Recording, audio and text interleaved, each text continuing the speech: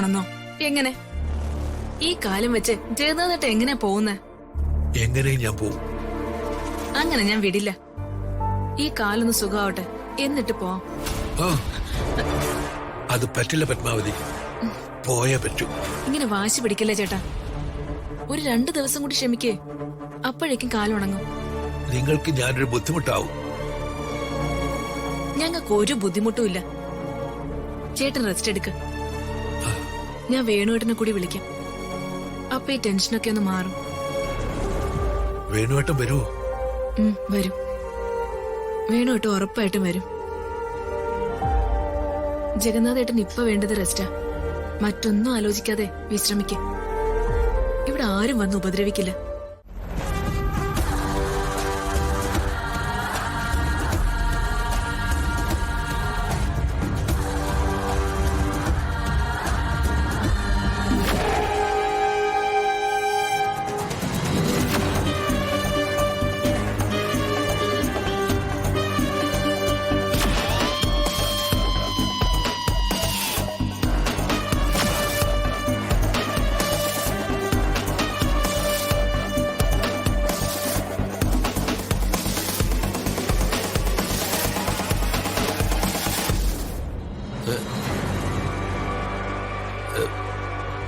എന്റെ പൊന്നളിയ, എന്റെ സ്നേഹനിധിയായ തള്ളപ്പോലെ ഇങ്ങോട്ട് വരുന്നുണ്ട്. അയ്യോ, നീ ഫോൺ കട്ട് ചെയ്യളിയാ, അല്ലെങ്കിൽ പണി പാലും വെള്ളത്തിൽ കിട്ടുവേ. ഇങ്ങനൊരു പ്രസവം നിങ്ങൾ നടത്തണ്ടേ? ഞാൻ പ്രസവിക്കാൻ പോണത് ഒരു മരവാഴയാണെന്ന് ഞാൻ ഓർത്തില്ല. ഇതിനേക്കാളും നല്ലത് 10 മൂട് കപ്പ നട്ടാ മതിയായിരുന്നു. ഞാൻ വല്ലതും വിളിച്ച് പറയും. പോട്ടടാ. പിന്നെ നീ നിന്റെ അമ്മയായ എന്നെ പറ്റിക്കാൻ നോക്കി. അത് ശരിയല്ലല്ലോ എന്ന് കരുതി ഞാൻ നിന്നെ പറ്റിച്ച്. പക്ഷെ നമുക്ക് 2 പേർക്കും കൂടെ ഒരു 16ന്റെ പണിയും കിട്ടി. അതൊക്കെ അങ്ങ് പോട്ടെന്ന് വയ്ക്കാം. ആ കൃതിക ആയതുകൊണ്ട് നമ്മളെ വെറുതെ വിട്ട്. അല്ലെങ്കില് 16 കൊല്ലം ജയിലിൽ കിടന്ന് ഉണ്ട തിന്നേണ്ട കേസാ. ജയിൽ ഇപ്പൊ ഉണ്ടം പൊരിയൊന്നുമല്ല, VIP ഫുഡാ. മട്ടനും ചിക്കനും ഒക്കെ ഉള്ളത്. എടാ, ഞാനൊരു പുതിയ ചിന്തയുമായിട്ടാണ് ഇപ്പൊ വന്നത്. ഐഡിയ ആണോ? അതെ. എന്റെ പൊന്നമ്മേ, ഞാൻ എങ്ങനെയെങ്കിലും ഒന്ന് ജീവിച്ചോട്ടെ. എന്നെ കൊണ്ട് ആപ്പിലാക്കല്ലേ. അതല്ലടാ, നമുക്ക് മാപ്പ് പറഞ്ഞ് സാഷ്ടാംഗം വീണ് ആ കൃതിയോടങ്ങോട്ടാം. കോടാനു കോടീശ്വരി അല്ലയോ, എല്ലാം മറന്ന് നമ്മളെ അങ്ങ് സഹായിക്കും. ഒരു 2 ബംഗ്ലാവും ഒരു 4-5 കോടി രൂപയും തന്നാ നമുക്കൊരു ശല്യത്തിന് നിൽക്കാതെ നമുക്കങ്ങ് പോവാം. ഇപ്പൊ കിട്ടും.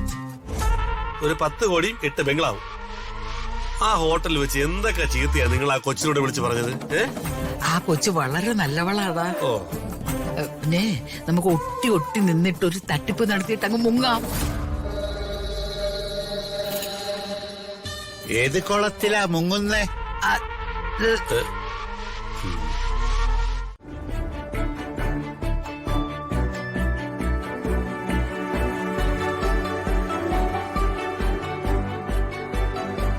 ഭയങ്കരൻ.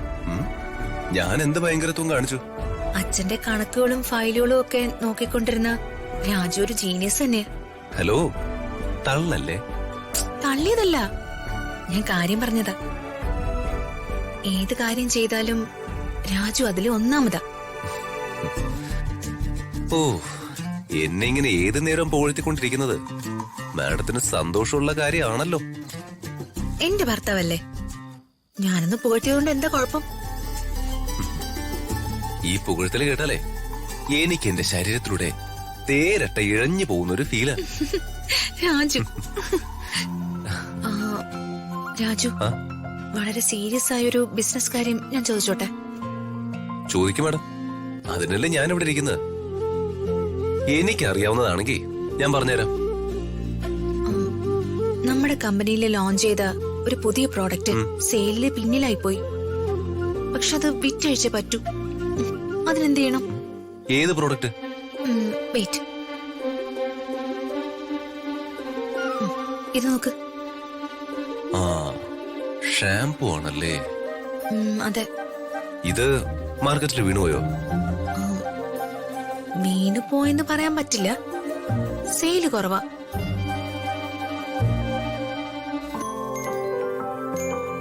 മാഡം, ആളുകൾ ഈ പ്രോഡക്റ്റ് വാങ്ങിച്ച് ഉപയോഗിച്ച് തുടങ്ങണമെങ്കിൽ അതിനു മുമ്പ് ലോഞ്ച് ചെയ്ത പ്രോഡക്റ്റും ഈ ന്യൂ പ്രോഡക്റ്റും ഒരു കോംബയായിട്ട് മാർക്കറ്റിൽ ഇറക്കി നോക്ക്.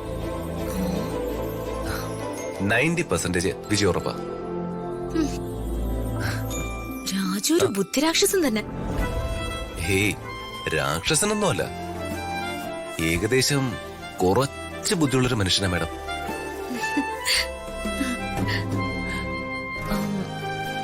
രാജു, ഉം? ഈ മാഡം വിളി എന്ന് അവസാനിപ്പിക്കും? ആ, അവസാനിപ്പിക്കും. ശരി, അപ്പൊ ആ വിളി അവസാനിക്കുന്നത് വരെ ഞാൻ രാജുവിനെ സാർ എന്ന് വിളിക്കും. ഏ? പണ്ട് അച്ഛനെ വിളിച്ചതുപോലെ. ആ, മാഡം, എന്റെ മനസ്സില് വേറെ ചില ലക്ഷ്യങ്ങളുണ്ട്. അവിടേക്ക് എത്തുന്നത് വരെ നമുക്ക് മാഡവും രാജുവായിട്ട് തന്നെ തുടരാം. എന്നോട് കൂടി പറ രാജു. ആ, മാഡത്തിന്റെ അമ്മയെ കണ്ടെത്തണം. പത്മാവതി വർമ്മ